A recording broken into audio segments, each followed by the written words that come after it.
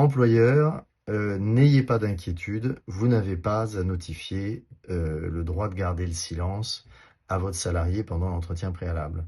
C'est une nouvelle mode d'un certain nombre de mes confrères qui défendent des salariés et qui essayent de donner mauvaise conscience, de faire peur aux employeurs en leur disant « Durant l'entretien préalable, vous n'avez pas notifié à mon client son droit à garder le silence, son droit de ne pas s'incriminer lui-même par rapport à la faute qui lui était reprochée, par exemple.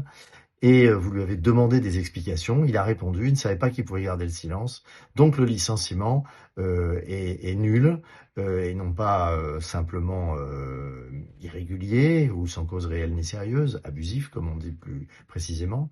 Il est nul parce que vous avez violé une liberté fondamentale, une règle fondamentale de défense qui est prévue, sauf que les avocats en question oublient de vous dire que c'est prévu par le code pénal.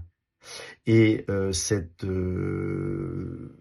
obligation de notifier le silence n'existe que lorsque la décision qui va être prononcée a le caractère d'une punition au sens pénal. Or, on ne viole ni la Déclaration des droits de l'homme, ni la Convention de sauvegarde des droits de l'homme, la Convention européenne de sauvegarde des droits de l'homme.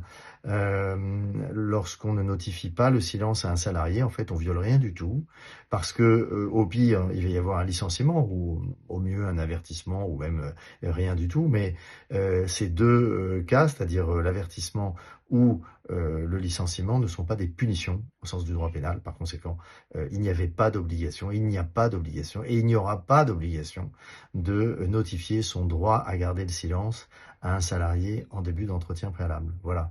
Donc rassurez-vous et résistez quand des avocats de salariés essayent de vous faire peur sur ce sujet-là, ou des syndicalistes, par exemple un conseiller du salarié qui accompagne votre salarié pendant l'entretien préalable, essaye de vous faire peur en disant à la fin « Ah, vous n'avez pas notifié à mon client ou à mon collègue son droit à garder le silence, par conséquent ce licenciement sera nul et on vous poursuivra pour ça ». Non, pas du tout.